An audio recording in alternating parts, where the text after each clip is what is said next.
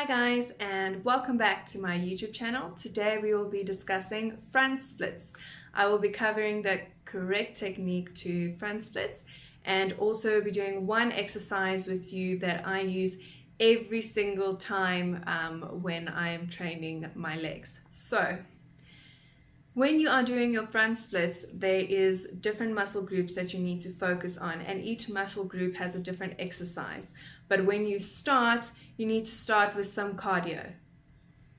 Yes, I know, cardio. But it is quite important because you can't be stretching cold muscles. Your muscles have to be nice and warm before you start doing all these crazy and hectic tricks, whether it's back or legs.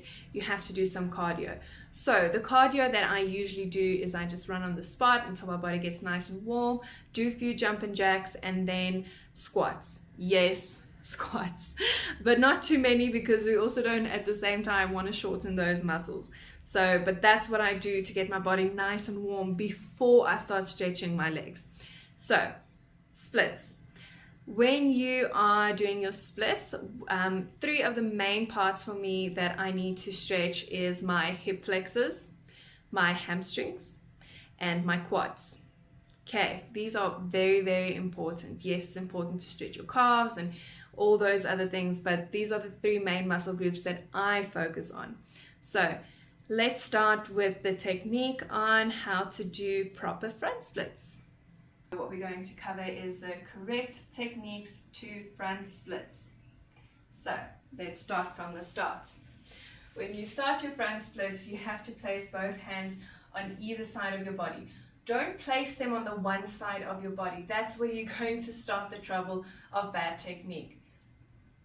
Place your hands on both sides of your body. Bring your leg through the center and slide down forward. Right. So do not lean to the side on your front leg. And also don't go too far forward either. You want to be in the center. Your hips need to face forward. They need to be square. You need to be pushing this back hip forward and down.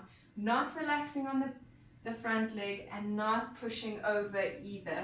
You need to be right in the center. So if you put your hands up, you should be in perfect balance. Now, my knee needs to face the floor. Do not sickle the back foot. Then you know from the start that you are in the wrong position. You need to be in the center, hips facing forward, and if you can lift your hands and balance there, you know that you are in the right position. Great. So, but we do know we all need to start somewhere, and we all definitely do not start with flat splits. That's fine. That's why we have these yoga blocks. You can find them at most sports shops. You can find them online. I found mine on Take-A-Lot, and the other two I got at Mr. Price Sports. So you can find them anywhere, but added, I found these on Take-A-Lot for a really, really great deal.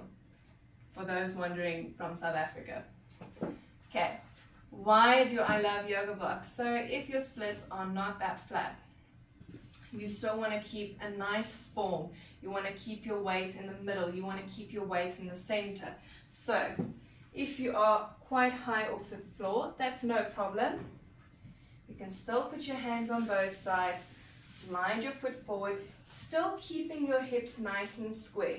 If that's only as far as you can go, that's fine. But I still want you to keep your body in the center, keeping your hips square.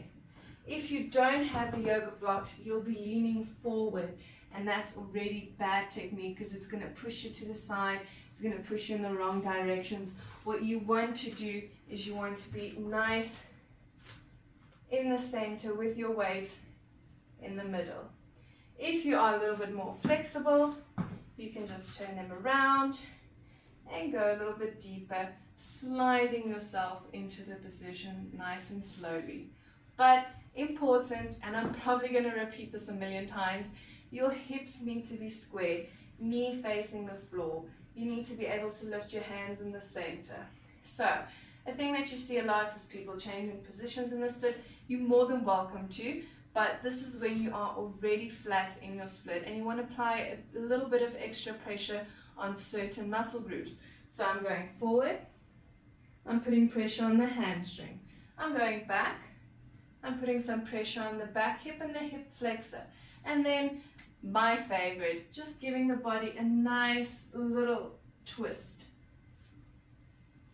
So the hamstring exercise that I will be showing you today is quite a common one. It's one everyone does, but the only thing is that we do it, but there's extra things that you can do to improve the stretch. So it's your basic pike position. Great.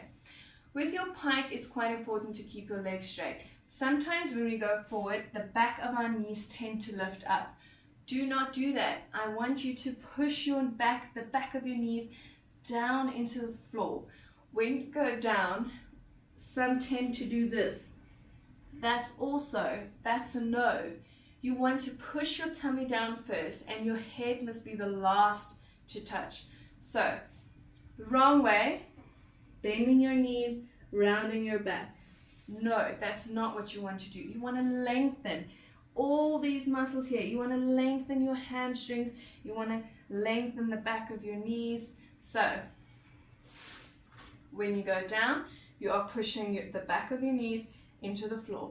Tummy first, head's the last thing to touch. So we're going to go down, push, push, push, push, push, push, and bringing the head down. And we're going to hold it there for a good 10 to 15 seconds. Or if you feel you are quite comfortable, you can always hold it there for 30 seconds. But why not make it a little bit more advanced by adding your yoga block?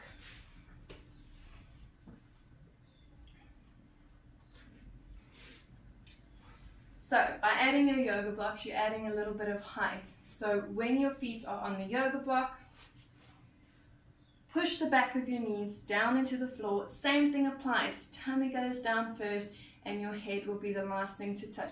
Go down slowly, pushing your tummy down. Last thing to touch is the head. Holding it there for 10 seconds, building it up to 15. Or if you feel quite comfortable or you can hold the stretch, you can hold it up to 30 seconds and come back up.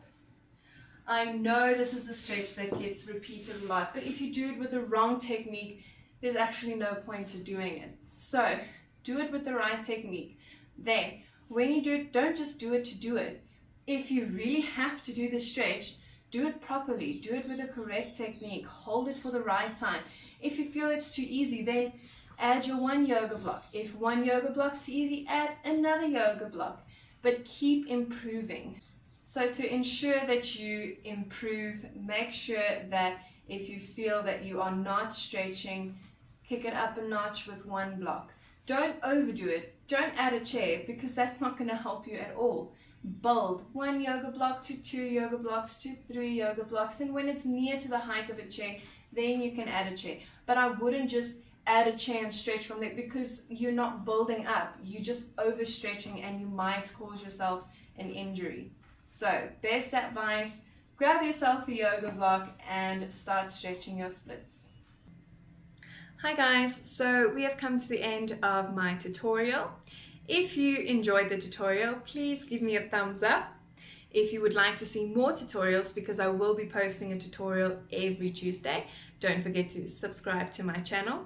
And then also in the comment section down below, let me know what you would like to see next. Which tutorial would you like to see, or you cannot wait for and you want to see it now? You are more than welcome to comment down below.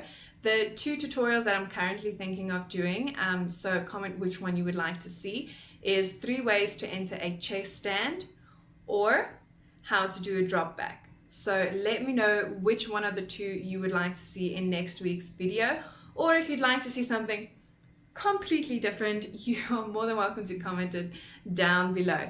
Thank you so much for joining me, and I hope to see you guys next week. Thank you. Ciao.